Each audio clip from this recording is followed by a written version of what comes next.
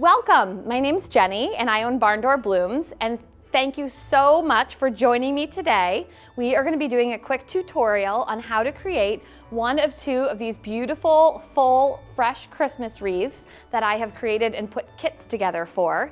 So if you have purchased one of the kits, I'm so excited that you're able to join us here today. To make both of these different kits, I'm offering two different styles this year.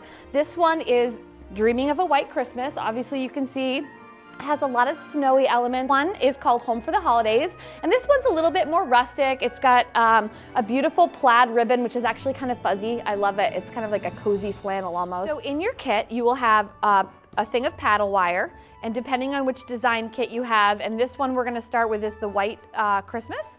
So you're gonna have your pine cones, your white pine cones, which are picked to make it easier for all of us. You're gonna have a thing of 10 feet of beautiful white silvery ribbon.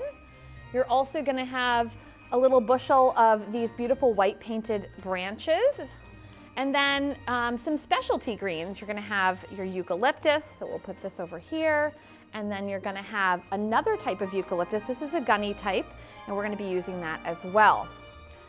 So in addition to that, the base, we're going to be starting with an 18-inch wreath frame. I'm going to move these guys a little bit out of the way now so that we have some extra room.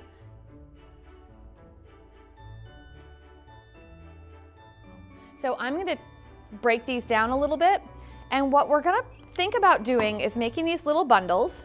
I think approximately 4 pieces of the balsam fir is a perfect amount, and then you're going to take your cypress and you're going to break this down a little bit. You don't certainly need to have huge bunches, but this is what gives it that really beautiful airy feel, and this one's great because look at those fun little pine cones on there.